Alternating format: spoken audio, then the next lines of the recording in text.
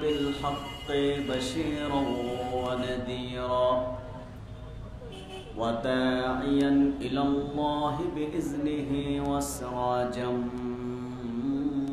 منيرا فقد قال الله تعالى في كلامه المجيد والفرقان الحميد أعوذ بالله من الشيطان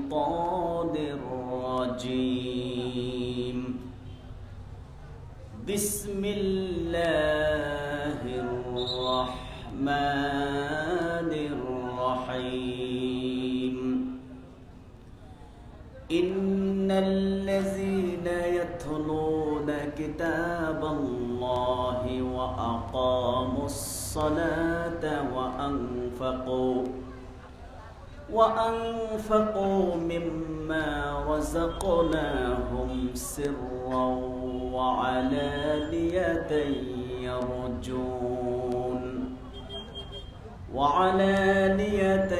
يرجون تجارة لن تبور صدق الله العظيم وصدق رسوله النبي الحبيب الكريم ونحن على ذلك من الشاهدين والشاكرين والحمد لله رب العالمين إن الله وملائكته يصلون على النبي يا أيها الذين آمنوا صلوا عليه وسلموا تسليما اللهم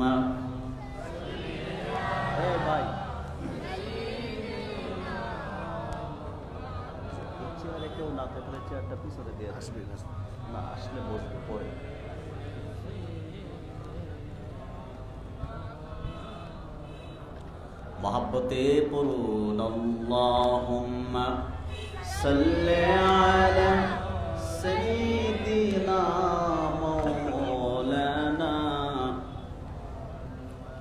व अला आलि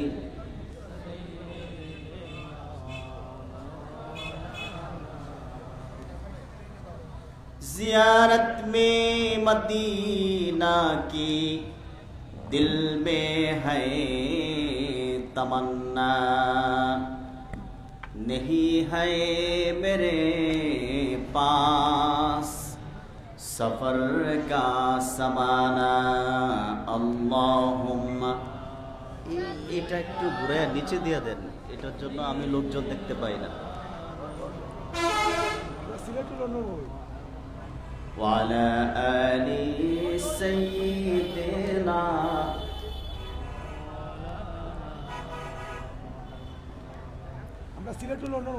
मदीना में जाना मदीना में मरना यही है मेरे दिल की तमन्ना अल्लाहुम्मा আমি শ্রোতাদেরকে দেখতে পাই না একটু নিচে দিয়ে দেন হ্যাঁ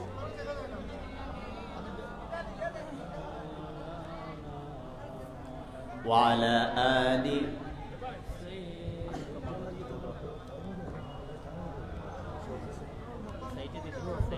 محبت पुरून अल्लाहुम्मा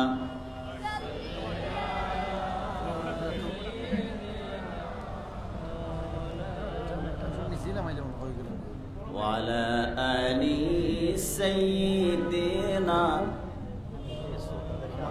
আমার ক্যামেরাতে আপনাকে ফুল দেখাচ্ছে আমি তো দেখি सुबह की हवाएं जाके मदीना पहुँचा दो सलाम मेरा रौज़ा को मदीना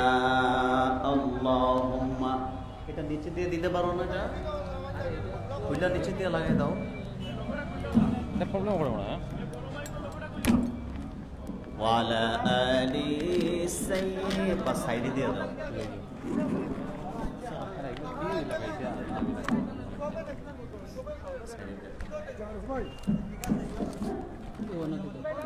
ওকে, কোনো তো নেই।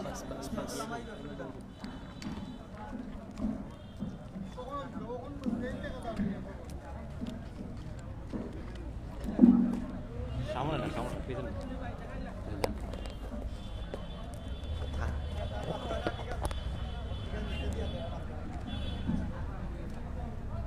जीनो मलाइक तेरे गुलाम यासीन उताहा तेरे नाम बलगल उला बिकमालिही हसनत जमीओ खुसालिही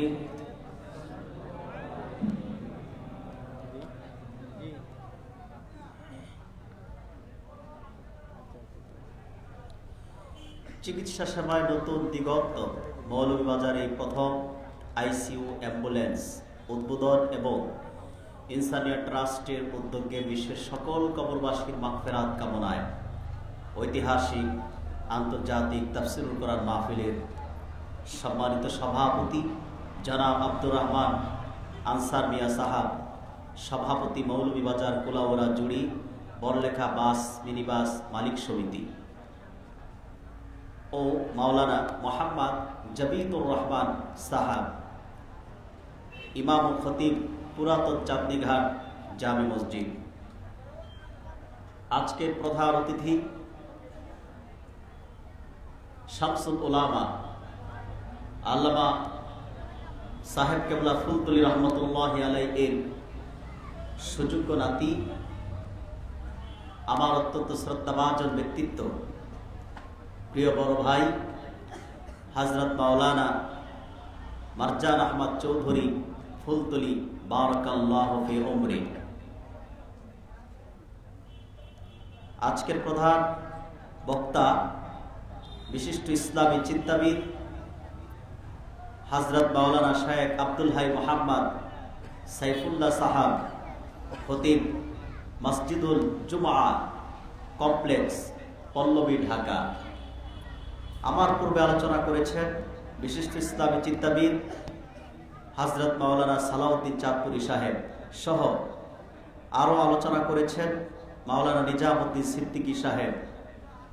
উপস্থিত ওলামায়ে কেরাম, আগত সম্ভ্রান্ত আমার দিনদার ভাইয়েরা, সবটুকুন প্রশংসা মহান আল্লাহ পাকের জন্যে, যিনি আজকের এই বরকতপূর্ণ মাহফিলে আমাদেরকে সমবেত হওয়ার তৌফিক দান করেছেন। সেজন্যে আসুন আমরা প্রত্যেকেই হৃদয়ের আবেগ অনুভূতি উজাড় করে আল্লাহ পাকের রাজি ও খুশির জন্যে কণ্ঠের সবটুকুন আওয়াজকে সঞ্চার করে পড়ি আলহামদুলিল্লাহ। লাখো কোটি, তার চেয়ে অনেক বেশি দরুদ ও সালাম আল্লাহর সৃষ্টির প্রধান আকর্ষণ, সকল নবী ও রাসূলগণের মাথার মুকুট, শামসুল হিদায়াত বদরুদ্দুজা আখিরি নবী, সকল নবী ও রাসূলগণের ইমাম নূর নবী হযরত মুহাম্মদ সাল্লাল্লাহু আলাইহি ওয়াসাল্লামের উপর আল্লাহ পাক যাকে আজ থেকে ১৫০০ বছর আগে সর্বশ্রেষ্ঠ ও সর্বশেষ নবী ও রাসূল হিসেবে প্রেরণ করেছেন, যার পরে আজ পর্যন্ত পৃথিবীতে অবশ্যই কোনো প্রকার নবী কিংবা রাসূল আসে নাই, অবশ্যই এখনো নাই, অবশ্যই কিয়ামত পর্যন্ত আসবে। সম্মানিত সুধী, কোরআনুল কারীম সূরা ফাতির থেকে আমি একটি আয়াতে কারিমা আপনাদের সামনে তেলাওয়াত করেছি। একটি আয়াতকে কেন্দ্র করে নির্ভরযোগ্য মুফাসসির ও মুহাদ্দিসগণের কিছু বক্তব্য আপনাদের সামনে তুলে ধরার চেষ্টা করব, যদি মহান আল্লাহ সুবহানাহু ওয়া তাআলা আমাদের সবাইকে তৌফিক দান করেন, করুন আল্লাহুম্মা আমিন। এই যে আমরা বসেছি রাস্তার পাশে, গাড়ির আওয়াজ, কিছু ভাই দাঁড়ায় আছে, ওনারাও কথা বলে, ওনাদের আওয়াজ, সেজন্যে সকল আওয়াজকে পিছিয়ে দিয়ে আমাদের আওয়াজকে একটু বড় করতে হবে। রাজি আছেন? আচ্ছা, তাহলে এই যে আজকে আমরা বসেছি,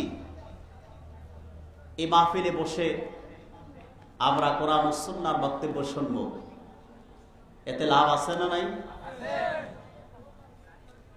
কত বেশি লাভ হাদিসের কিতাব এসেছে। রাসূল করিম সাল্লাল্লাহু আলাইহি সাল্লামের সাহাবী হযরত আবু দারদা রাদিয়াল্লাহু তাআলা আনহু মদিনা শরীফ থেকে 600 মাইল দূরে দামেস্কে বসবাস করতেন, দামেস্কের শহরে।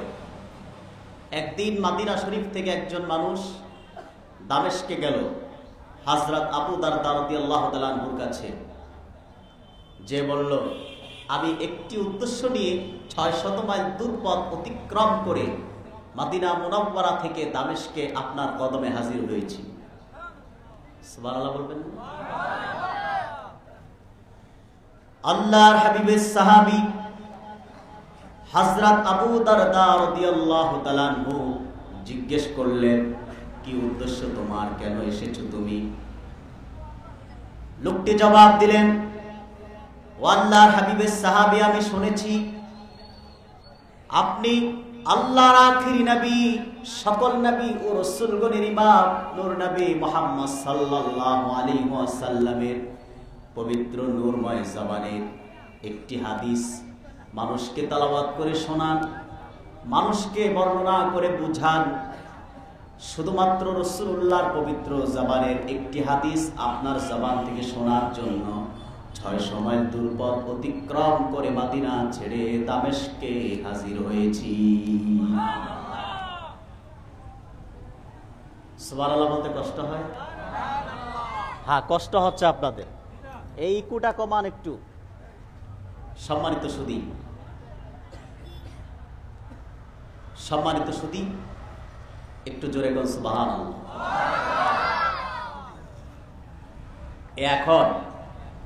এখন যে আওয়াজ হয়েছে, ওই আওয়াজ হলে রাস্তায় যে কথাবার্তা হচ্ছে তা আমাদের কানে আসবে না, মাহফিলের সৌন্দর্য বাড়বে, ঠিক কিনা?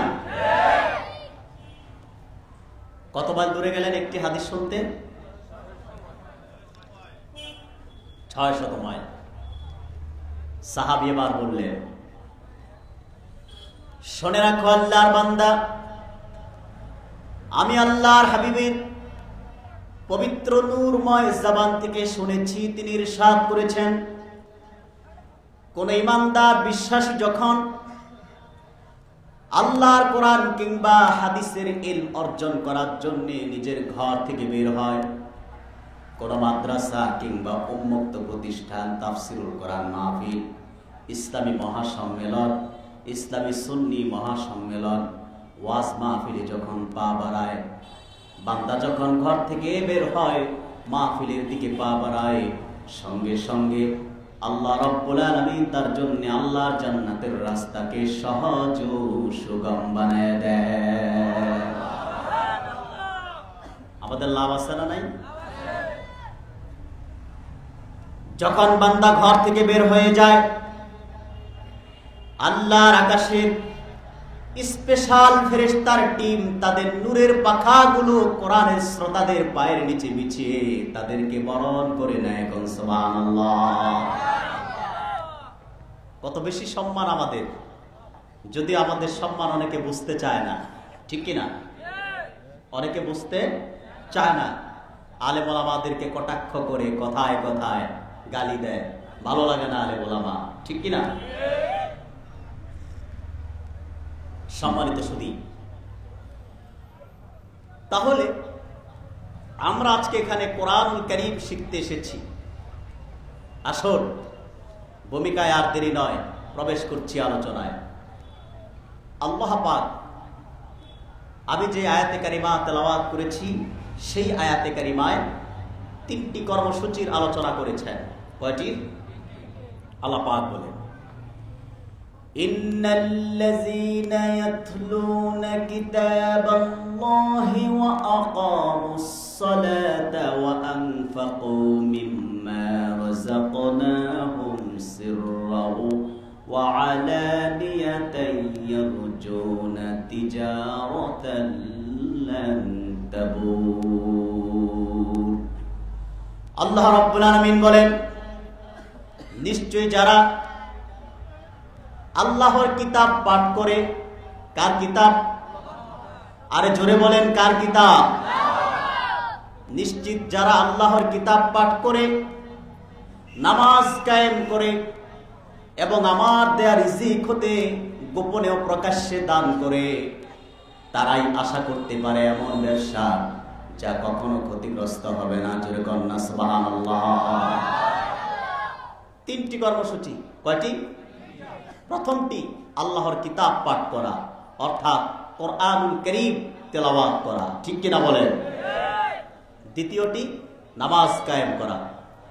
3 নাম্বার গোপনে ও প্রকাশ্যে আল্লাহর দেয়া সম্পদ থেকে দান করা, ঠিক কিনা বলেন?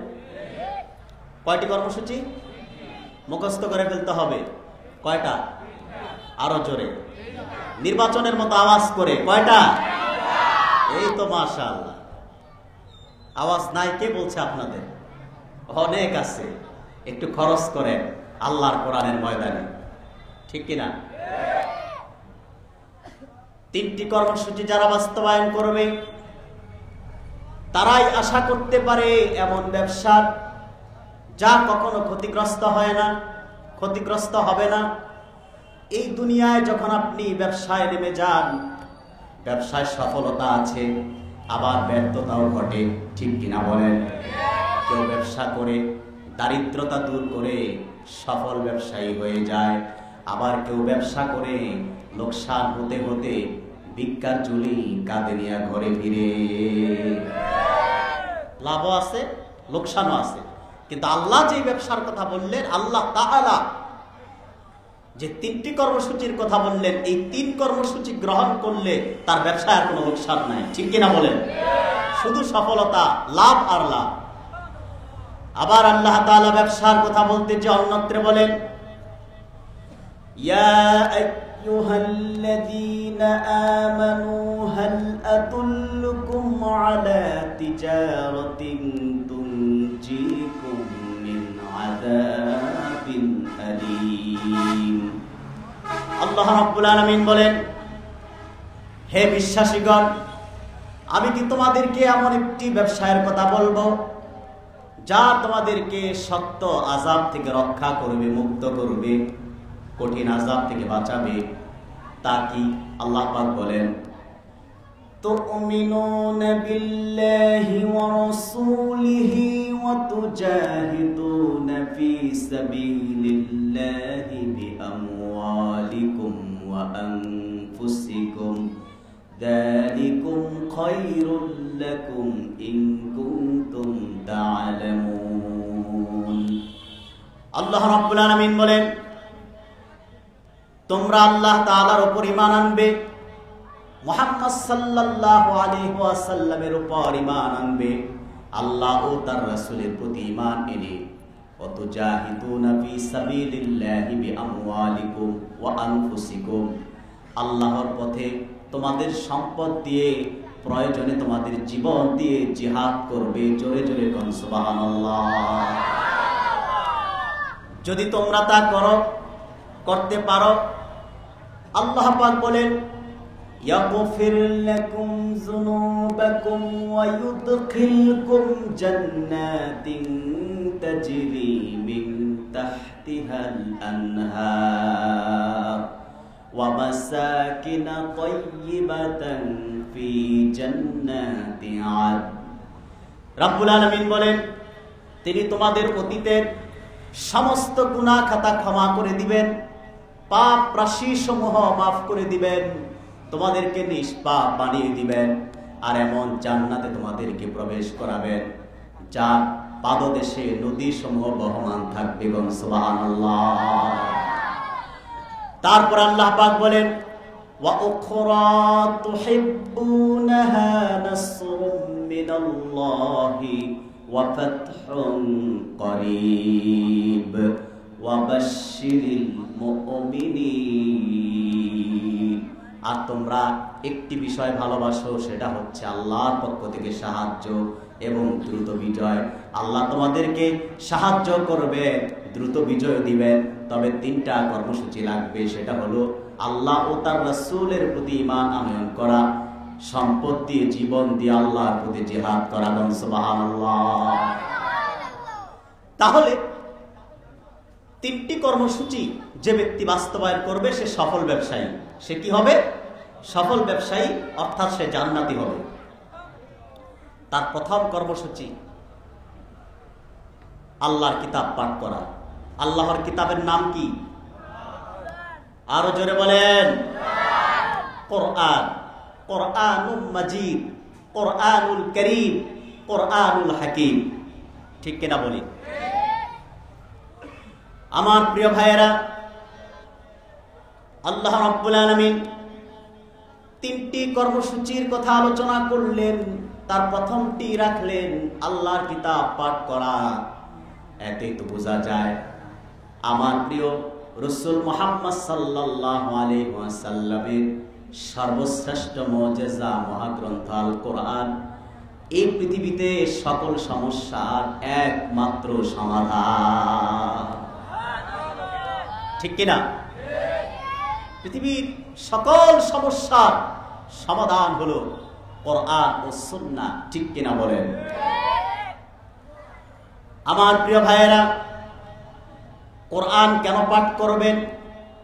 আসুন আমরা কোরআন কারীমের প্রথম বিষয়টি, প্রথম কর্মসূচিটি জেনে নেই। যদি আমরা সুযোগ পাই তাহলে দ্বিতীয় কর্মসূচিতে অংশগ্রহণ করব। প্রথমে আমরা জানব প্রথম কর্মসূচি কোরআন পাঠ করা। কি পাঠ করা? আরো জোরে বলেন। কোরআনুল কারীম পাঠ করা। এই কোরআন কারীম পাঠ করা 2 প্রকার। কোরআন তেলাওয়াত 2 প্রকার। কয় প্রকার? এখানে তাফসিরুল কোরআন বেনারস, তাফসিরুল কোরআন শিরোনাম। আমরা কিছু শিখে নেই, তাফসিরুল কোরআন মাহফিলটা যেন আল্লাহ পাক কবুল করে নেয়। ঠিক কিনা? কোরআন তেলাওয়াত কয় প্রকার? 2 প্রকার। প্রথমটি তিলাওয়াতে লাফজি বা আক্ষরিক পাঠ। দ্বিতীয়টি তিলাওয়াতে হুকমি বা কার্যকর পাঠ। কয় প্রকার? আমার দিক তাকান। এই যে গেটে যে বাইরে দাঁড়ায় আছে বসে যান, আর আমার দিক তাকান। কেউ এদিক সেদিক তাকাতে পারবেন না, এটা ডিস্টার্ব হয় আমার। আপনাদের মনোযোগটা স্টেজে থাকবে। কয়টা কর্মসূচি? 3টি কর্মসূচি। তেলাওয়াত কয় প্রকার? 2 প্রকার। প্রথম প্রকার তেলাওয়াত হলো তিলাওয়াতে লাফজি বা আক্ষরিক পাঠ, অর্থাৎ কোরআনুল কারীমের অক্ষর ও শব্দ পাঠ করা। যেভাবে আপনারা বক্তব্যে যখন বাচ্চাদের পাঠান, উস্তাদগণ তাদেরকে শিখিয়ে দেন, অক্ষর শিখায়, আলিফ বা তা সা জিম। ঠিক কিনা বলেন? অক্ষরগুলো শিখায়। এরপর অক্ষরে অক্ষর দিয়ে শব্দ গঠন শেখানো হয়। আলহামদু, ঠিক কিনা বলেন?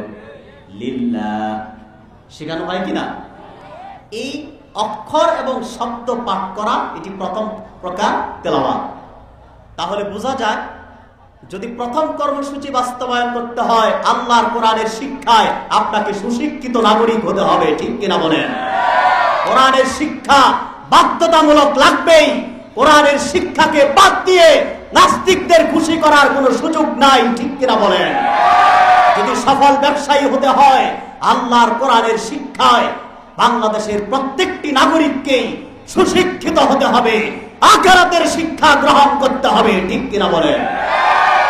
এটা প্রথম কর্মসূচি। কোরআনের শিক্ষা লাগবে। লাগবে কিনা বলেন? কোরআন শিখতে হবে, কোরআন শিখতে হবে। এখন আপনি বক্তব্যে গেলেন না, মাদ্রাসায় গেলেন না, কোন উস্তাদ রেখে, আলেম রেখে, ইমাম খতিব রেখেও শিখলেন না, তাহলে আপনার উপায় হবে কি? আপনি তো প্রথম কর্মসূচিতেই ব্যর্থ, ঠিক কিনা বলেন? যার মধ্যে প্রথম কর্মসূচি থাকবে না, যে প্রথম কর্মসূচিতে সফল হতে পারবে না, তার মধ্যে দ্বিতীয় কর্মসূচি থাকবে না, ঠিক কিনা বলেন? এরপর এই যে প্রথম প্রকার তেলাওয়াত, অর্থাৎ মাদ্রাসায় আপনারা আপনাদের সন্তানদের পাঠান না শিখার জন্য? কোরআন শিখতে পাঠান কিনা? পাঠান। এই যে পাঠান, এতে লাভ কি? হযরত উসমান রাদিয়াল্লাহু তাআলা আনহু থেকে বর্ণিত, যারা প্রথম প্রকার তেলাওয়াতকারী তাদের ব্যাপারে হাদিসের কিতাব এসেছে, যারা আলিফ বা তা সা জিম অক্ষর শিখে, শব্দ শিখে, অক্ষর তেলাওয়াত করে, শব্দ তেলাওয়াত করে, তাদের ব্যাপারে হাদিসে এসেছে খায়রুকুম মান তাআল্লামাল কুরআন ওয়া আল্লামাহ। আমার প্রিয় রাসূল ইরশাদ করেছেন, তোমাদের মধ্যে সর্বোত্তম ওই ব্যক্তি যে ব্যক্তি কোরআন কারীম নিজে শিখলো এবং অন্যকে শিক্ষা দান করে। জোরে বলুন সুবহানাল্লাহ। এটা প্রথম প্রকার তেলাওয়াতের ফজিলত। দ্বিতীয় প্রকার তেলাওয়াত, এরপরে প্রথম প্রকার তেলাওয়াতের যে কত ফজিলত, দ্বিতীয় প্রকার তেলাওয়াত হলো তেলাওয়াতে হুকমি, কার্যকর পাঠ। অর্থাৎ কোরআন শিখলেন, কোরআনুল কারীম অনুযায়ী জীবন গঠন করলেন, কোরআনের সকল বিধানকে মানলেন নিজে এবং কোরআনের বিধান, কোরআনের সংবিধান কার্যকর করলেন। সুবহানাল্লাহ বলবেন না? নিজেই যদি কোরআন না মানেন তাহলে কোরআনের সংবিধান কায়েম করা সম্ভব নয়। আগে নিজের মধ্যে কোরআনের সকল হুকুম আহকাম কার্যকর করতে হবে। বিধানকে আমাদের পারিবারিক জীবন, সামাজিক জীবন, রাষ্ট্রীয় জীবন পর্যন্ত নিতে হলে নিজেকে পরিবার থেকে সামাজিকভাবে আল্লাহর কোরআনের সকল প্রকার বিধানকে কার্যকর করতে হবে, ঠিক কিনা বলেন? সেটা ব্যক্তি জীবন থেকে শুরু করে। দ্বিতীয় প্রকার তেলাওয়াত, আপনি কোরআনের বিধান কার্যকর করলেন। যদি কোরআন শিখেন, কোরআনুল কারীম যদি পড়েন, তাহলে কোরআনে আল্লাহ পাক নিদর্শন রেখেছেন। যারা জ্ঞানী তারা গবেষণা করলে তার ফলাফল পেয়ে যায়, ঠিক কিনা বলেন? সারা বিশ্বে যারাই কোরআনের বিরোধিতা করেছে, ডক্টর, সারা বিশ্বের যত অমুসলিম দার্শনিক বুদ্ধিজীবীরা আল্লাহর কোরআনের বিরোধিতা করেছে, তারা এক সময় আল্লাহর কোরআন রিচার্জ করতে যে কোরআনের ছোঁয়া লেগে অমুসলিম থেকে মুসলিম হয়ে গিয়েছে, ঠিক কিনা বলেন? এরকম একটি নয়, দুটো নয়, অসংখ্য ঘটনা বিদ্যমান আছে না নাই? কোরআন যদি আপনি গ্রহণ করেন, আল্লাহর কোরআন এমন এক জিনিস, সুবহানাল্লাহ। কোরআনের ব্যাপারে আল্লাহ কি বলেন? আল্লাহর হাবিবের যত মুজিজা ঘটেছে, আল্লাহর হাবিবের সর্বশ্রেষ্ঠ মুজিজা মহাগ্রন্থ আল কোরআন, ঠিক কিনা? আল্লাহ রাব্বুল আলামিন কোরআনুল কারীমের ব্যাপারে বলেন, وَنُنَزِّلُ مِنَ الْقُرْآنِ مَا هُوَ شِفَاءٌ وَرَحْمَةٌ لِلْمُؤْمِنِينَ وَلَا يَزِيدُ الظَّالِمِينَ إِلَّا خَسَارًا। আল্লাহ রাব্বুল আলামিন বলেন, আমি নাজিল করেছি এমন কোরআন, এমন কোরআন আমি নাজিল করেছি যা রোগের নিরাময় এবং মুমিনদের জন্য রহমত স্বরূপ। জোরে কর না সুবহানাল্লাহ। আর যারা জালেম, অবিশ্বাসী, সব সময় কোরআনের বিরোধিতা করে, তাদের ক্ষতি ছাড়া এই কোরআন আর কিছুই বৃদ্ধি করে না। মুমিন যারা, তাদের জন্য ঔষধ হলো কোরআন, অর্থাৎ রোগের শেফা হলো কোরআন, ঠিক কিনা? আল্লাহর কোরআনকে ধারণ করবেন, কোরআনকে গ্রহণ করবেন, কোনো রোগ থাকবে না, সব ঠিক হয়ে যাবে। অর্থাৎ এই জীবন চলার পথে যত বাধা আছে, সব বাধা আপনি উপেক্ষা করে আল্লাহর খুশির জন্য চলতে পারবেন যদি কোরআনকে ধারণ করতে পারেন, ঠিক কিনা বলেন? সারা দুনিয়া আপনার পায়ের তলায় আল্লাহ দিয়ে দিবে যদি আপনি আল্লাহর কোরআন মতো চলতে পারেন, ঠিক কিনা বলেন? তাহলে কোরআনুল কারীম হচ্ছে মুমিনের জন্য রোগের ঔষধ, মুমিনের জন্য রহমত স্বরূপ।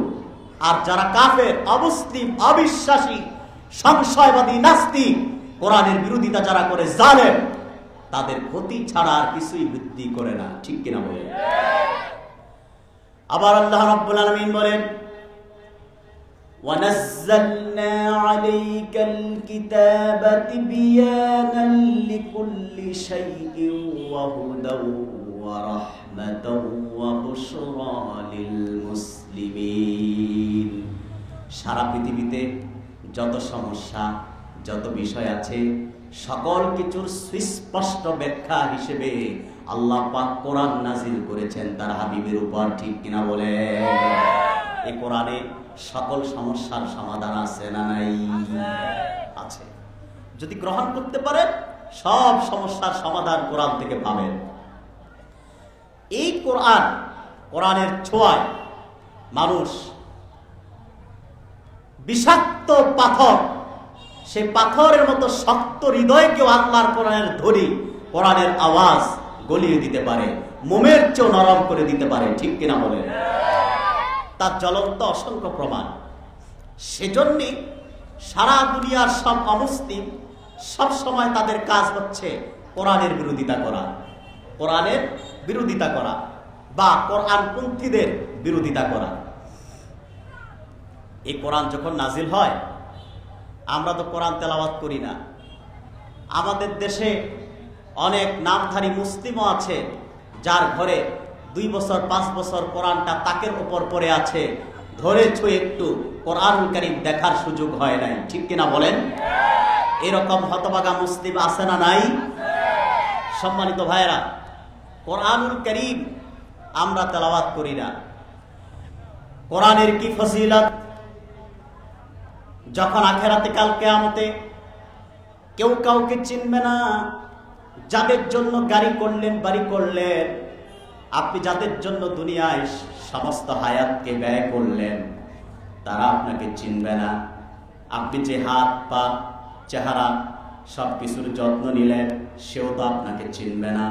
সেও আপনার নির্দেশে আনুগত্য থাকবে না, সেও বড় হয়ে যাবে।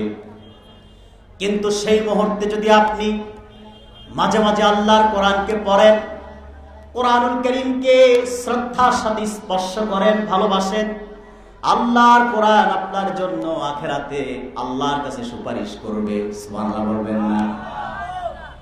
আল্লাহর হাবিব ইরশাদ করেছেন, আস-সিয়াম ওয়াল কোরআন ইয়াশফাআনি লিল আবদি ইয়াওমাল কিয়ামাহ। ইয়াকুলু আস-সিয়াম আই মানাতুহু আত-তাআম ওয়াশ-শাহাওয়াতি বিন-নাহার। অর্থাৎ দুটো জিনিস কাল কিয়ামতের দিন আল্লাহর কাছে সুপারিশ করবে বান্দার পক্ষ হয়ে। প্রথমটি সিয়াম বলবে, রোজা বলবে, আল্লাহ সে রোজা রেখেছে, তাকে সকল প্রকার খাবার পানাহার থেকে আমি বিরত রেখেছি, যৌনাচার থেকে বিরত রেখেছি দিনের বেলা, সে তোমার খুশির জন্য রোজা রেখেছে, আজকে তার পক্ষে তুমি আমার সুপারিশ কবুল করে নাও। ফাশাফি'নি ফীহি, তার পক্ষে আমার সুপারিশ কবুল করো। আল্লাহ কবুল করবেন। কোরআন বলবে, রব্বুল আলামিন তাকে আমি রাতের ঘুম থেকে জাগ্রত রেখেছি, বিছানা থেকে আলাদা রেখেছি, সে রাতের অন্ধকারে গুনগুন করে আমাকে তেলাওয়াত করেছে, আজকে তার পক্ষে আমার সুপারিশ কবুল করে নাও। জোরে বলেন না সুবহানাল্লাহ। প্রিয় ভাইয়েরা আমার,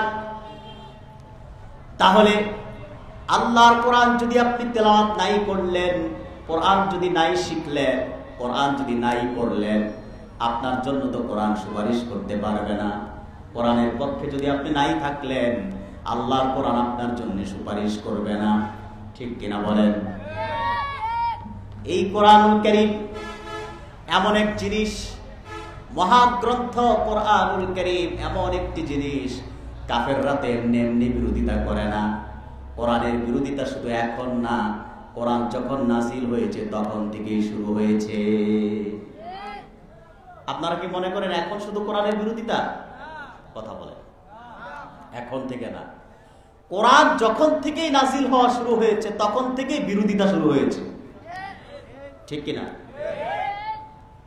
সূরাতুল ফুরকানের আলোচনা এসেছে যে সূরাতুল ফুরকানের ব্যাখ্যায় ইমাম ইবনে কাসির রাহমাতুল্লাহ নকল করেছেন, কোরআনুল কারীম যখন নাজিল হলো, রাসূল করিম সাল্লাল্লাহু আলাইহি সাল্লাম যখন কোরআনের প্রচার শুরু করে দিলেন, উতলু মা উহিয়া ইলাইকা মিনাল কিতাব ওয়া আকিমিস সালাহ, আল্লাহ যখন তার হাবিবকে নির্দেশ করলেন কোরআনের প্রচার করুন, কোরআন তেলাওয়াত করুন, কোরআনের প্রচার সারা মক্কা মদিনায় ছড়ায় দেন, সারা বিশ্বে ছড়ায় দেন।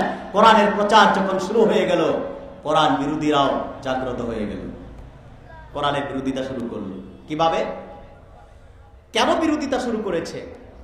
যখন রাসূল করিম সাল্লাল্লাহু আলাইহি সাল্লাম কোরআন কারীম তেলাওয়াত করতেন, আল্লাহর হাবিবের নূরময় জবান থেকে আল্লাহর কোরআন শুনে অসংখ্য অবিশ্বাসী কাফের মাথা নত করে মুসলমান হয়ে যেত।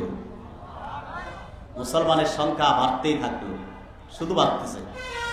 কাফেররা চিন্তা করে, গবেষণা করে, তাদের বুদ্ধিজীবী যেগুলোর মাথার কোনো ছাদ নাই ওগুলোকে নিয়ে চিন্তা করলো, বসলো, মিটিং করলো যে মুসলমানের সংখ্যা কেন বাড়তেছে, মানুষ কেন মুসলমান হচ্ছে, কুরাইশ বড় বড় নেতারা কেন কালেমা পড়ে মুসলমান হয়ে যাচ্ছে, ইসলামের সুশীতল ছায়াতলে কেন তারা প্রবেশ করছে, তার কারণ কি?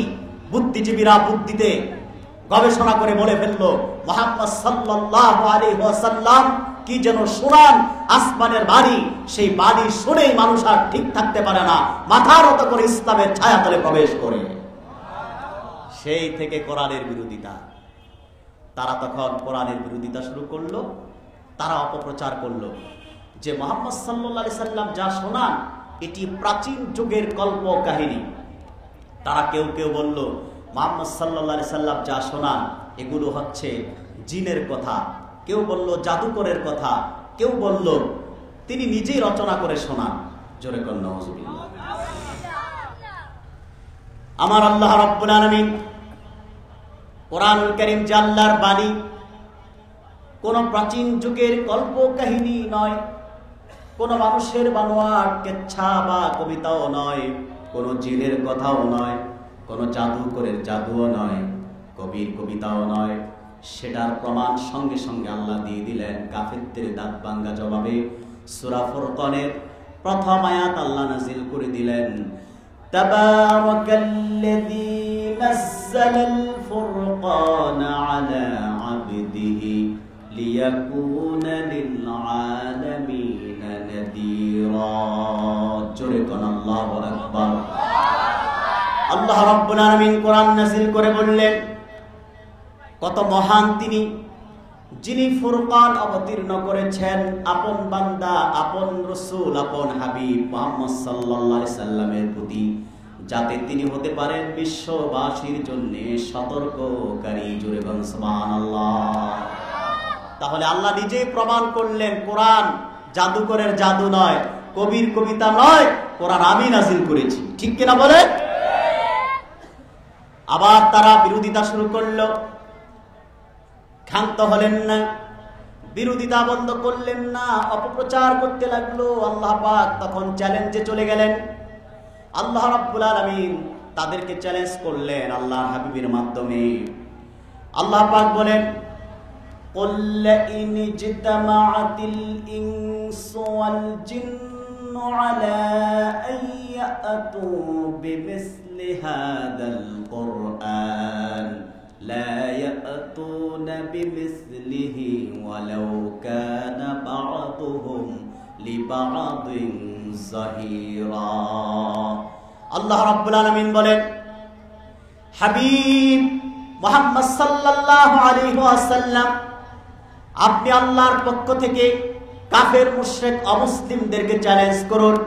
যারা কোরআনকে আল্লাহর বাণী হিসেবে মানতে চায় না, আপনি তাদেরকে চ্যালেঞ্জ করে বলেন, ও দুনিয়ার কাফেরেরা, অবিশ্বাসীরা, কোরআনকে যারা আল্লাহর বাণী হিসেবে, মহাগ্রন্থ হিসেবে মানতে চাও না, বিশ্বাস করতে চাও না, সারা দুনিয়ার জিন আর মানুষ যদি ঐক্যবদ্ধ হয় শুধুমাত্র একটি বিষয়কে কেন্দ্র করে, তা হলো আল্লাহর কোরআনের মতো অনুরূপ একটি কিতাব আনবে, সারা দুনিয়ার সমস্ত জিন মানুষ ঐক্যবদ্ধভাবে কিয়ামত পর্যন্ত চেষ্টা চালালেও আল্লাহর কোরআনের অনুরূপ একটি কিতাব তারা আনতে পারবে না। ঠিক কিনা বলেন? তারা কি পেরেছে? কথা বলতে হবে। পেরেছিল? পারে নাই। কিন্তু কোরআনের বিরোধিতা ছাড়ে নাই। আল্লাহ আবার দ্বিতীয় চ্যালেঞ্জ করলেন, আম ইয়াকুলুনা ইফতারা কুল ফাতু বিআশরি সুওয়ারিন মিসলিহি মুফতারায়াতিন ওয়াদউ মান ইসতাতা'তুম মিন দুনিল্লাহি ইন কুনতুম সাদিকিন। আল্লাহ রাব্বুল আলামিন দ্বিতীয় চ্যালেঞ্জে বললেন, ও কাফেরেরা, কোরআনের অনুরূপ কিতাব টানতে পারো নাই, পারবেও না। দরকার নাই কোরআনের মতো কোরআন। আমার কোরআনে 114টি সূরা আছে। 10টি সূরার মতো সূরা তোমরা রচনা করে আনো তো দেখি। তারা তাও পারে নাই। কিন্তু কোরআনের বিরোধিতাও বন্ধ করে নাই। আল্লাহ পাক তাদেরকে আবার তৃতীয় চ্যালেঞ্জ করলেন। সূরা বাকারার শুরুতে এসেছে, ওয়া ইন কুনতুম ফি রাইবিন মিম্মা নাযালনা আলা আবদিনা ফাতু বিসূরাতিন মিন মিসলি ওয়াদউ শুহাদাআকুম মিন দুনিল্লাহি ইন কুনতুম সাদিকিন। আল্লাহ পাক 3 নম্বর চ্যালেঞ্জে বললেন, ও কাফেরেরা, কোরআনের মতো কোরআন আনতে পারো নাই, 10টি সূরার মতো সূরাও পারো নাই। আমার কোরআনকে যদি আল্লাহর বাণী হিসেবে তোমরা বিশ্বাস করতে না চাও, তাহলে শুধু আরব নয়, সারা পৃথিবীতে যত অমুসলিম আছে, তোমাদের সাহায্যকারী আছে, সবাই নিয়ে চেষ্টা দিয়ে আমার কোরআনের মতো একটি শব্দ বানায়া দেখাও তো দেখি। তারা তাও পারে।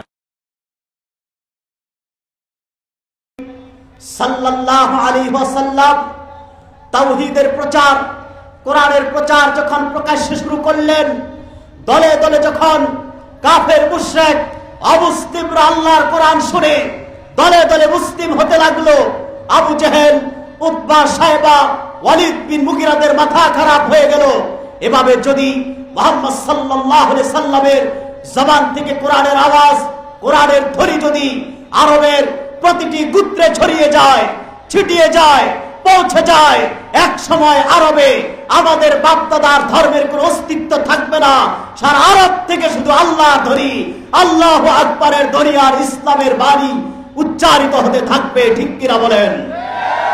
সেজন্য তারা আল্লাহর কোরআনের বিরোধিতা করেছে।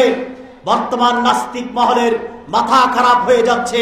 সারা বিশ্বের সকল যুবক এখন আর গান বাজনা, থিয়েটারের দিকে নাই, কনসার্টের দিকে নাই।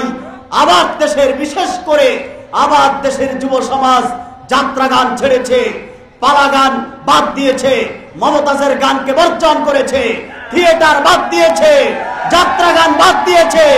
আবার যুব সমাজ আল্লাহর কোরআনের ময়দানের দিকে ধাবিত হচ্ছে। এটি নাস্তিকদের সহ্য হচ্ছে না। সেই জন্যে ওয়াজ মাহফিল, তাফসীর মাহফিল, আল্লাহর কোরআনের শ্রোতা এবং আল্লাহর কোরআনের পাখিদের বিরুদ্ধে নাস্তিকদের ষড়যন্ত্র চলছে। ঠিক কিনা বলেন?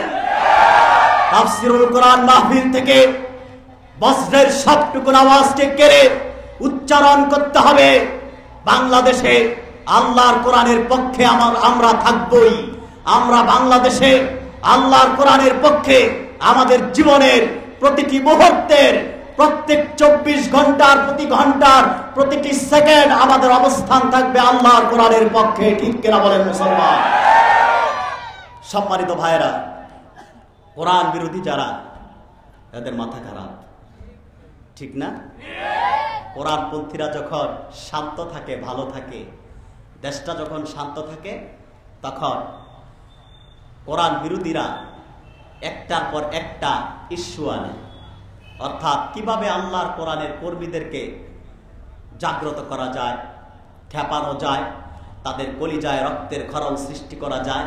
কিন্তু এটা জানে না তারা যে কোরআনের কর্মীদের বিরোধিতা করলে কোরআনের কর্মীরা দেশ ছাড়তে হয় না। রাষ্ট্রধর্ম ইসলামের বিরোধিতা করলে রাষ্ট্রধর্ম ইসলাম সংবিধান থেকে সরে যায় না, বরং ওইসব খালিবাতা স্টেডিয়ামরাই বাংলাদেশ ছেড়ে রাতের অন্ধকারে পালাতে হয়।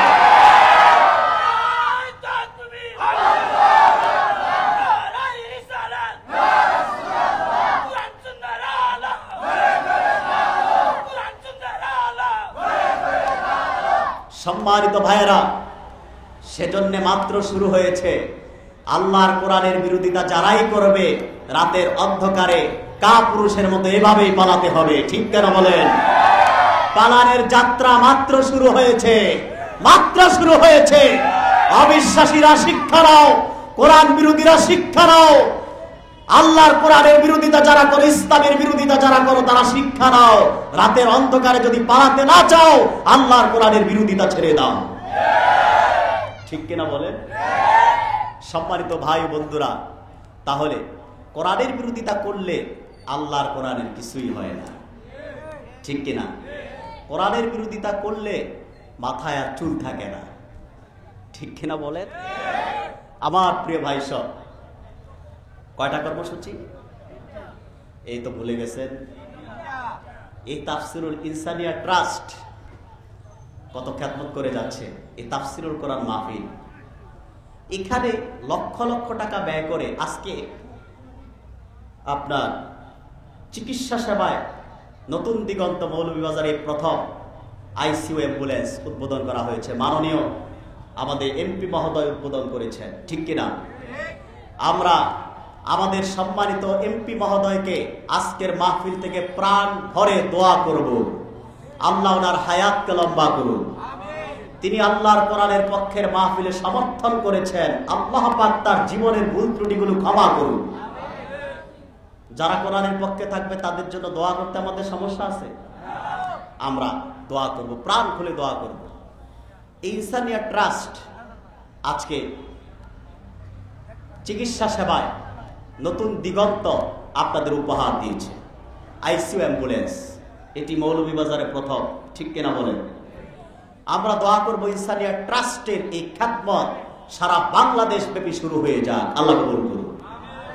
সম্মানিত সুধী, তো এই যে ইনসানিয়া ট্রাস্টের উদ্যোগে মাহফিল, হাজার হাজার টাকা খরচ করে মাহফিল হচ্ছে, আমরা যদি কর্মসূচিটি শিখতে না পারলাম, এতে কি সফলতা নিয়ে বাড়ি গেলাম? কি বলেন? কিছু শিখতে হবে কিনা? মনে রাখতে হবে, সবগুলা যুবক বসে আছে, বৃদ্ধ মানুষ খুব কম, কিন্তু যুবকদের আওয়াজ মহিলাদের আওয়াজের চেয়েও ছোট। আরেকটা আওয়াজ বাড়াতে হবে। আমার সিলেটি যুবক ভাইয়েরা, এরা শাহজালালের প্রকৃত উত্তরসূরি। এদের আওয়াজ ছোট হওয়ার মতো না, কারণ এরা শাহজালাল রহমতুল্লাহ আলাইহির জীবনী থেকে শিক্ষা নিয়েছে। জীবন মরণ আল্লাহর হাতে, কাফের মুশরিক অমুসলিম বাতিলের সাথে আপোষ করার কোনো সুযোগ নাই। ঠিক কিনা? প্রিয় সুধী, 3টি কর্মসূচি। কয়টি বাবা? 3টি। তার প্রথমটি কি? আল্লাহর কিতাব পাঠ করা। ইন্নাল্লাযীনা ইয়াতলুনা কিতাবাল্লাহ, আল্লাহর কিতাব পাঠ করা। ঠিক কিনা ভাই? যদি কেউ আল্লাহর কোরআন ধারণ করে, গ্রহণ করে, এই কোরআন তার মর্যাদা কত বুলন্দ করে। হাদিসের কিতাব এসেছে, ইন্নাল জান্নাতা তাশতাকু ইলা খামসাতি নাফার, 5টি সম্প্রদায়ের জন্য আল্লাহর জান্নাত অপেক্ষায় আছে, তাকায় আছে কখন মানুষটা মরবে আর কখন জান্নাত তার দরজা খুলে দিবে, তাকে গ্রহণ করবে। সে 5 সম্প্রদায়ের মধ্যে প্রথম সম্প্রদায় হলো তালিল কোরআন, যারা মহব্বতের সাথে আল্লাহর কালাম পাঠ করে। এখানে অনেক বাবা আছেন, ভাই আছেন, যারা কোরআন পড়েন না, কোরআন শিখেন নাই।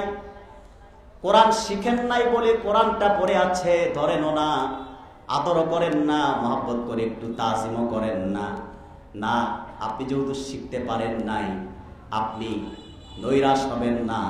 আপনি আল্লাহর কোরআনকে ধরবেন, একটু মহব্বত করে চুমু দিবেন, আল্লাহর কোরআনকে তাজিম করে বুকে নিবেন। কোরআনের দোয়ায়, কোরআনের তাওয়াজ্জু পেয়ে আপনার জীবনের গুনাহ মাফ হয়ে যাবে। পারবেন না ইনশাআল্লাহ? আর যদি কষ্ট করে পড়তে পারেন, অর্থাৎ ভালো করে তো শিখেন নাই, ভালো করে টানা পড়তে পারেন না, পত্রিকা ঠিকই পড়তে পারেন কিন্তু কোরআন পড়তে পারেন না, আছে না নাই? তো যারা পারেন না তারা কি করবেন? একটু কষ্ট করে করে পড়বেন। যদি কষ্ট করে আল্লাহর কোরআন ঠেকে ঠেকে পড়েন, আপনি বঞ্চিত হবেন না, বরং ডবল সওয়াব আপনার জন্য আছে। সুবহানাল্লাহ। এই যে আপনি ঠেকে ঠেকে পড়লেন, এতে কষ্ট হয়েছে, একটা পাবেন কোরআন তেলাওয়াতের সওয়াব, আল্লাহ পাক আরেকটি সওয়াব দিবেন। আপনি যে ঠেকে ঠেকে তেলাওয়াত করলেন, চেষ্টা করলেন, আপনার কষ্ট হলো, কষ্টের সওয়াব। জোরে বলুন সুবহানাল্লাহ।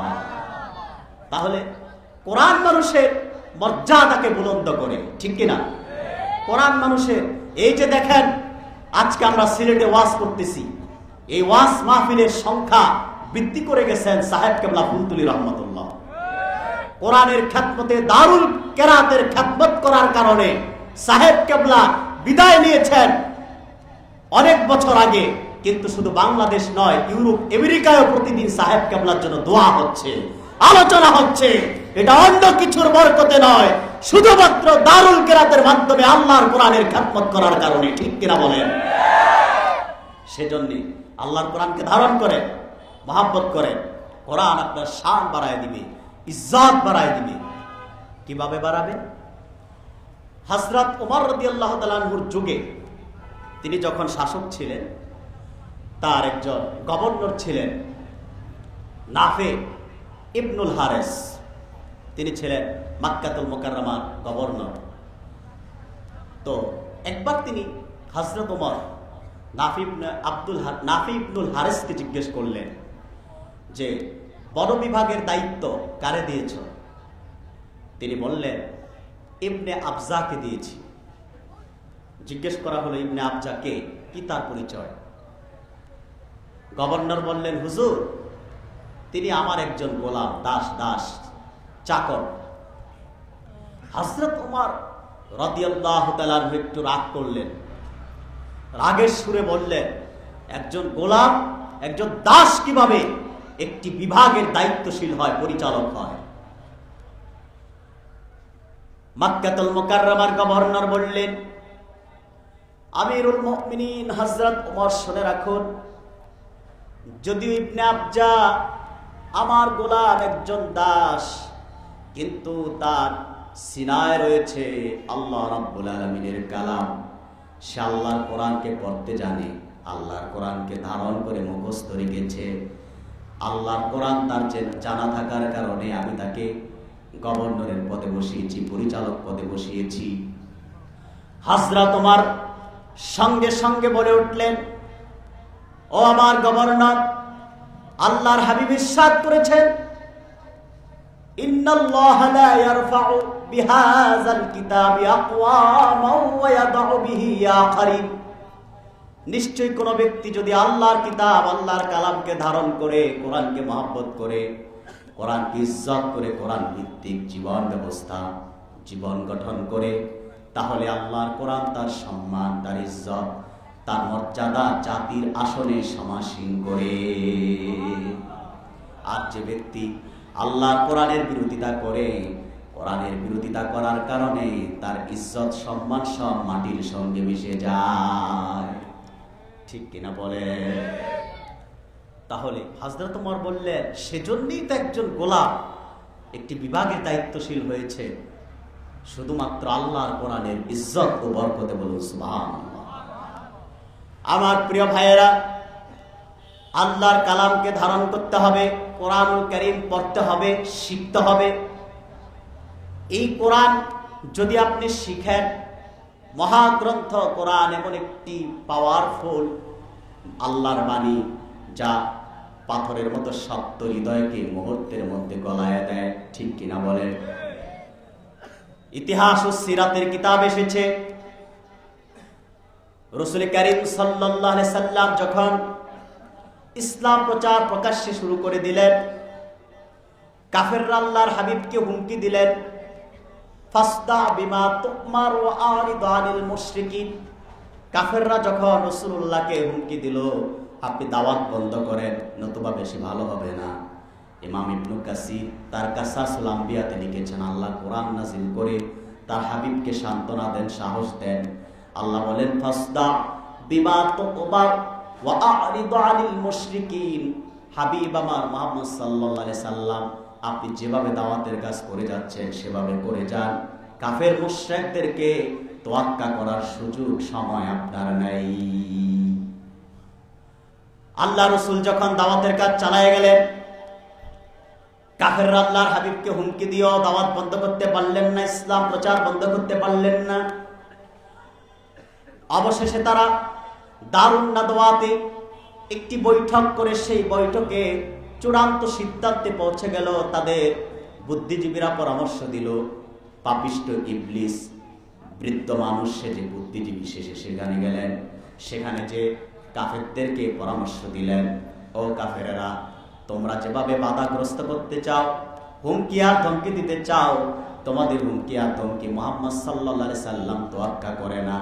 যদি মুহাম্মদ সাল্লাল্লাহু আলাইহি সাল্লামের মিশনকে আটকাতে চাও, একটাই পদ্ধতি আছে, মুহাম্মদ সাল্লাল্লাহু আলাইহি সাল্লামকে দুনিয়া থেকে বিদায় করে দাও। জোরে কন্না নাউজুবিল্লাহ। শয়তান বুদ্ধিজীবীর সেই কথাটি কার্যকর হয়ে গেল। আবু জেহেল ঘোষণা দিয়ে দিল, এমন কে আছে মুহাম্মদ সাল্লাল্লাহু আলাইহি সাল্লামকে শহীদ করতে পারবে? কাফেরদের বাঘা বাগানে তারা মাথা নিচু করে বসে আছে, কেউ দুঃসাহস করলেন না, দাঁড়ালেন না। হযরত ওমর দাঁড়ায় গেলেন, দাঁড়িয়ে বললেন, আমি মুহাম্মদ সাল্লাল্লাহু আলাইহি সাল্লামকে শহীদ করব, তোমাদের সঙ্গে আরাধা করছি। তরবারি ধারণ করলেন বাম হাতে, ইসলামের বিপক্ষের তরবারি ধারণ করে বের হয়ে গেলেন রাসূল করিম সাল্লাল্লাহু আলাইহি সাল্লামকে শহীদ করার উদ্দেশ্যে। কিছু পথ অতিক্রম করার পর নুআইম ইবনে আব্দুল্লাহর সাথে সাক্ষাৎ হয়ে যায়। হযরত নুআইম ইবনে আব্দুল্লাহ ছিল ওমরের পুরনো কালের বন্ধু, আগের দিনের বন্ধু। বন্ধুর সঙ্গে যখন সাক্ষাৎ হয়, নুআইম গোপনে রাসূলুল্লাহর কাছে কালেমা পড়ে মুসলমান হয়ে গিয়েছিল। ওমরের চেহারা দেখে, ভাবমূর্তি দেখে বুঝতে পারলেন আজকে মনে হয় মুহাম্মদ সাল্লাল্লাহু আলাইহি সাল্লামের রক্ষা নাই।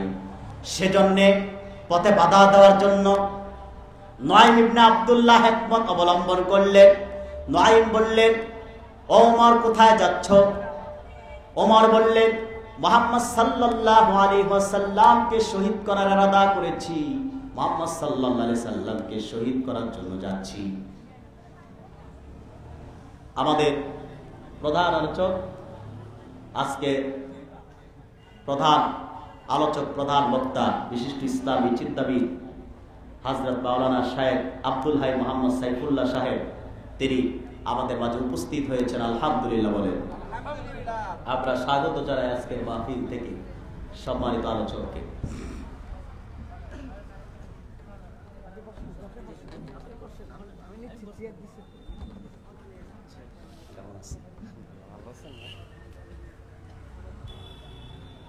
সম্মানিত বন্ধুরা, আমাদের সম্মানিত আলোচক চলে এসেছেন। আমি কয়েক মিনিটের মধ্যে বক্তব্য সমাপ্ত করছি। এখানে দীর্ঘ সময় কথা বলার কোনো সুযোগ নাই, যেহেতু শহরের পাশে মাহফিলটি, শহরেই হচ্ছে মাহফিলটি। আবার আপনাদের এলাকায় সামনে নির্বাচন, আমরা বিশেষ কিছু কথা তো আজকে জানলাম, ঠিক কিনা? ওমর যাচ্ছেন, নুআইম বললেন কই যাও? মুহাম্মদ সাল্লাল্লাহু আলাইহি সাল্লামকে শহীদ করতে যাই। নুআইম ইবনে আব্দুল্লাহ বললেন, তুমি কি ঘরের খবর রাখো? কয় কি খবর? কয় তোমার বোন এবং তোমার ভগ্নিপতি তো ইসলাম গ্রহণ করে মুসলমান হয়ে গেছে। সুবহানাল্লাহ বলবেন না? সবাই তাও বলে নাই, জোরে কর না সুবহানাল্লাহ। মুসলমান হয়ে গেল। হযরত ওমর যাচ্ছে বোনের বাড়িতে, গিয়া দেখে আবার ঘর থেকে কোরআনের আওয়াজ শোনা যায়। অর্থাৎ এক সাহাবী ওমরের বোনকে ফাতেমা আর তার স্বামীকে কোরআন শিখাচ্ছে। সুবহানাল্লাহ। কিছুক্ষণ দাঁড়ায় শুনে ঘরে প্রবেশ করলেন। জিজ্ঞেস করলেন, কি পড়ছো তোমরা? কয় বলতে চায় নাই। কোরআনের পাতাগুলো আঁচল দ্বারা লুকায় নিলেন। ওমর প্রহার শুরু করলেন, তার ভগ্নিপতিকে আঘাত করতে করতে বললেন, মুহাম্মদ সাল্লাল্লাহু আলাইহি সাল্লামের ধর্ম গ্রহণ করে তোমরা মুসলমান হয়ে গিয়েছ, আমার বুঝতে আর বাকি নাই। এর প্রহার শুরু করলেন। ফাতেমা তার স্বামী ওপর আঘাত দেখে, নির্যাতন দেখে আর বরদাস্ত করতে পারলেন না। ফাতেমা এগিয়ে আসলেন স্বামীর সাহায্য করার জন্যে। যখন স্বামীর সাহায্যে আসলেন, ওমর তার বোনকেও আঘাত করলেন। এক সময় ফাতেমার দেহে রক্তের চিহ্ন দেখা গেল। ওমরের দৃষ্টি পড়ল বোনের দেহে রক্তের চিহ্ন দেখে। ওমর লজ্জিত হয়ে তরবারিটা ফেলে দিলেন আর বললেন, রে ফাতেমা, কি পড়তেছিলাম আর একটু দাও। ফাতেমা বললেন, আমরা যা তেলাওয়াত করছিলাম তা তো আল্লাহর কালাম, পবিত্র বাণী। আপনি তো নাপাক নাজাস, যদি স্পর্শ করতে চান, আপনি যদি শুনতে চান, তাহলে ওযু করে গোসল করে পবিত্র হয়ে আসেন। সুবহানাল্লাহ। ওমর গোসল করে আসলেন। ফাতেমা তহা, সূরা তহার প্রথম কয়েকটি আয়াত তেলাওয়াত করলেন। তহা মা আনজালনা আলাইকাল কুরআন লিতাশকা, এভাবে 5টি আয়াত তেলাওয়াত করলেন। ওমরের জবান থেকে নিজের ইচ্ছা না থাকা সত্ত্বেও কালেমায়ে শাহাদাত তেলাওয়াত শুরু হয়ে গেল। সেজন্যই বললাম, আল্লাহর কালাম এমন একটি বাণী যা শক্ত পাথরের চেয়েও শক্ত হৃদয়কে আল্লাহর কোরআনের আওয়াজ মোমের চেয়েও বেশি নরম করে দিতে পারে। ঠিক কিনা বলে?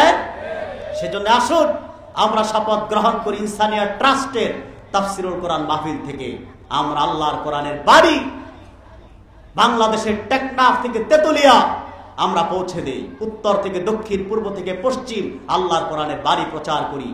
আল্লাহর কোরআন প্রচার করার সুযোগ করে দেই। আল্লাহ তাআলা আমাদেরকে নাজাত করে দিবেন। ঠিক কিনা বলে?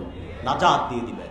সম্মানিত সুধী, দ্বিতীয় বিষয় হলো ওয়া আকামুস সালাত, নামাজ কায়েম করা।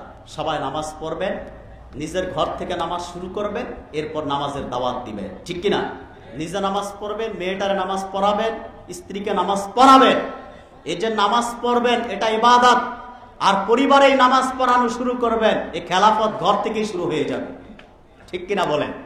তারপর সামাজিকভাবে এরপরে আমরা রাষ্ট্র ব্যবস্থায় যেতে পারবো। ধীরে ধীরে অপেক্ষা করতে হবে। ঠিক কিনা বলেন? তবে প্রতিদিন পূর্ব আকাশে সূর্য উঠে আমার শায়েখ, প্রাণপ্রিয় শায়েখ উস্তাদ আল্লামা ডক্টর এনায়েতুল্লাহ আব্বাসী পীর সাহেব জলপুরি বাংলাদেশের মুসলমানদের, বিশেষ করে সকল ঘরানার আলেম ওলামার ঐক্যের মূর্ত প্রতীক আল্লামা আব্বাসী হুজুর প্রায় 1.5 বছর যাবত একটি স্লোগান দিয়ে যাচ্ছে বাংলাদেশে, মাসলাক যার যার, ইসলাম সবার। এই স্লোগানকে কেন্দ্র করেই, এই স্লোগান ধারণ করেই কি কওমি, কি আলিয়া, কি ওয়াহাবি, কি সুন্নি, এই সব ঝগড়া হবে বরবাদ। আমরা সবাই মুসলমান ঐক্যবদ্ধ হয়ে যাচ্ছি ইনশাআল্লাহ। ঠিক কিনা বলে? আর ঝগড়া নয়, ওয়াহাবি সুন্নির ঝগড়া বহুদিন হয়েছে বাংলাদেশে। কওমি আর সুন্নি, কওমি আর আলিয়ার পুরনো দ্বন্দ্বকে এখন দাফন করার সময় এসেছে মুসলমান। এই সব পুরনো দ্বন্দ্ব বাদ দিয়ে আমরা মুসলমান সবাই ঐক্যবদ্ধ হয়ে যাব। যদি ঐক্যবদ্ধ হতে পারি, আগামীর বাংলাদেশ ইসলামের বাংলাদেশ, খেলাফতের বাংলাদেশ হবে, তাতে কোনো সন্দেহ নাই, কোনো সন্দেহ নাই।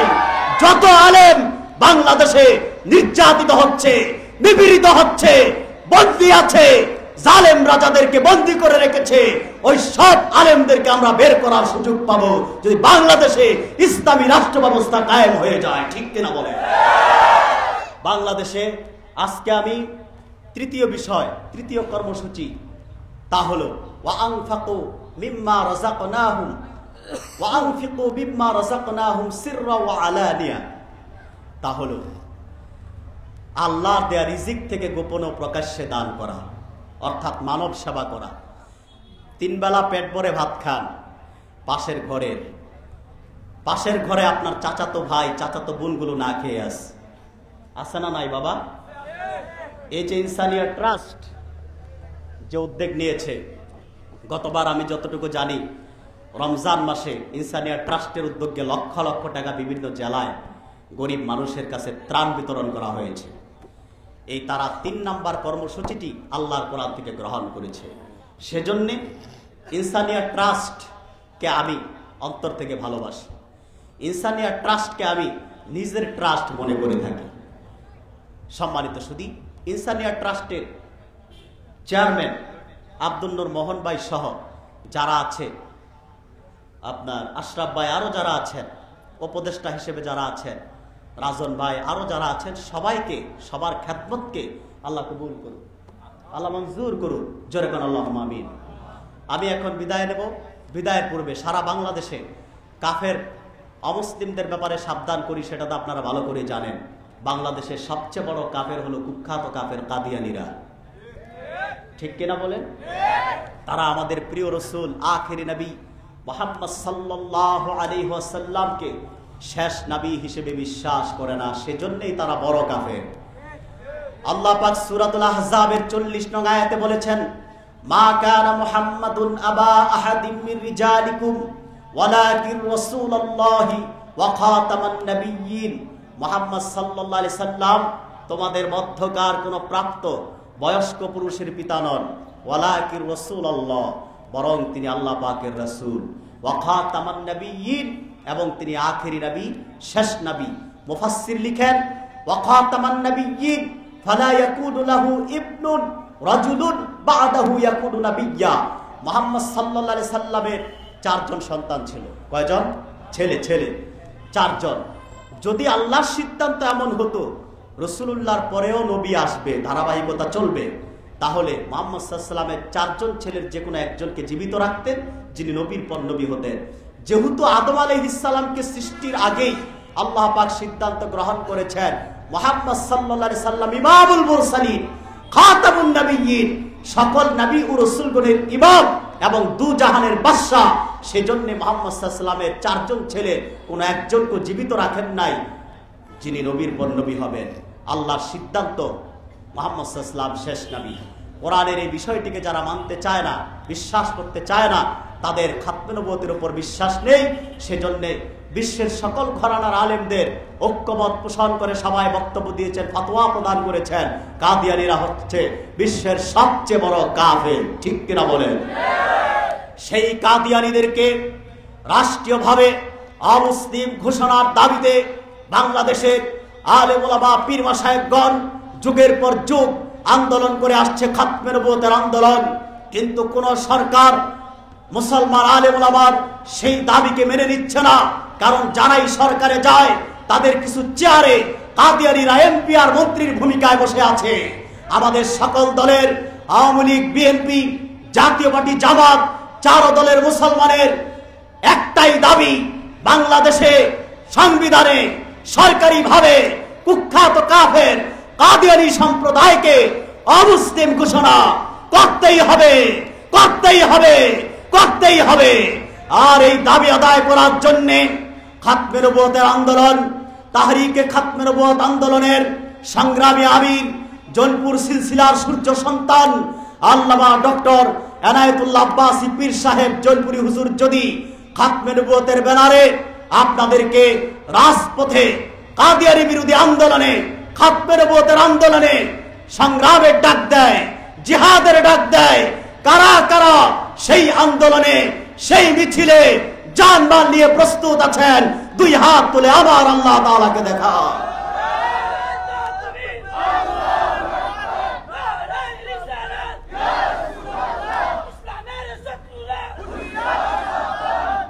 সম্মানিত সুধী, খাতমে নবুয়ত আন্দোলন সফল করতেই হবে।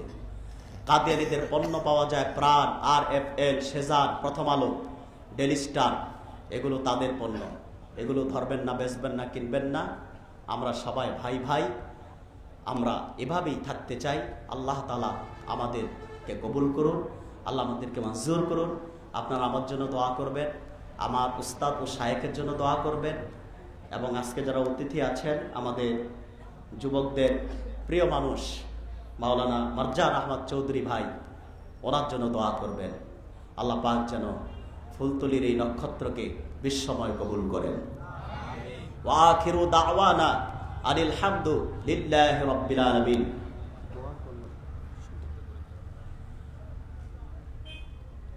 আলহামদুলিল্লাহি রাব্বিল আলামিন, ওয়াসসালাতু ওয়াসসালামু আলা রাসূলিহিল কারীম।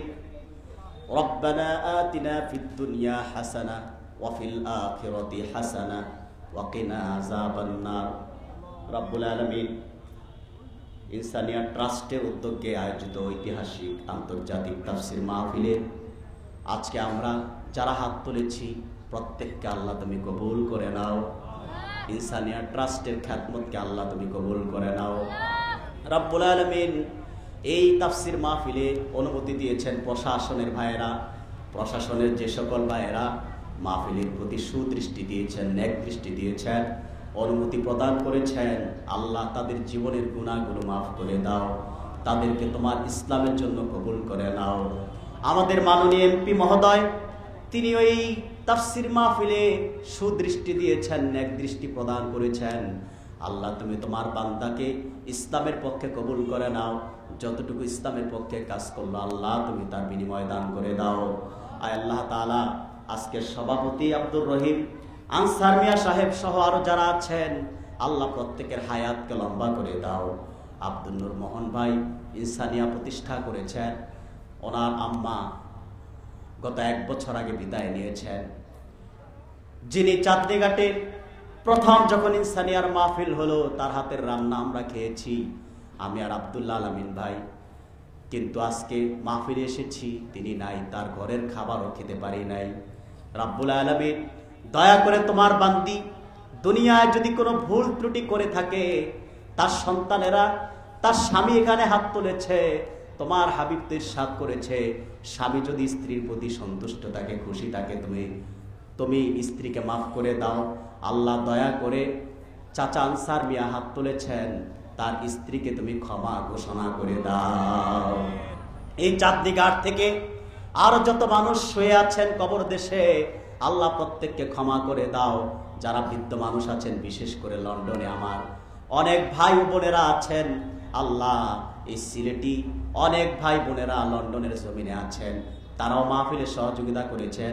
আল্লাহ প্রত্যেকের ধন ও মনকে তুমি কবুল করো।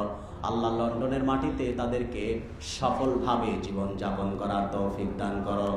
আয় আল্লাহ তাআলা, জীবনের প্রতিটি মোনাজাতে একটাই তামান্না, তোমার আখিরি নবী, সকল নবী ও রাসূলগণের ইমাম নূর নবীজি আমার মুহাম্মদ সাল্লাল্লাহু আলাইহি ওয়াসাল্লাম আজ থেকে ১৫০০ বছর আগে দুনিয়া থেকে বিদায় নিয়েছেন। হায়াতুন নবী হিসেবে, জিন্দা নবী হিসেবে রওজা মুবারকে জান্নাতুল ফেরদাউসের টুকরায় বিশ্রাম গ্রহণ করেছে। জীবনে একবার তোমার হাবিবের সোনার মদিনা, নূরের মদিনায় যে জিয়ারত করার সৌভাগ্য আমাদের নসিব করে দাও। জীবনে একবার তোমার পবিত্র ঘর কাবার মেহমান বানায় দাও। আল্লাহ, জীবনে আর কিছু চাই না, জীবনে একটিবার তোমার হাবিব নূর নবীজি মুহাম্মদ সাল্লাল্লাহু আলাইহি ওয়াসাল্লামের পবিত্র নূরের চেহারা মোবারক স্বপ্ন যুগে দেখে গো আল্লাহ, বেহেশত ওয়াজিব না হওয়ার আগে আমাদের কাউকে মৃত্যু দিও না। আল্লাহ, তোমার হাবিবের উসিলায় আজকের মাহফিলটা কবুল করো। আল্লাহ, তোমার হাবিব মুহাম্মদ সাল্লাল্লাহু আলাইহি সাল্লামের উসিলায় যারা বসে আছেন সবাইকে ক্ষমা করো। আল্লাহ, ইনসানিয়া ট্রাস্টকে তোমার হাবিবের উসিলায় কবুল করে নাও।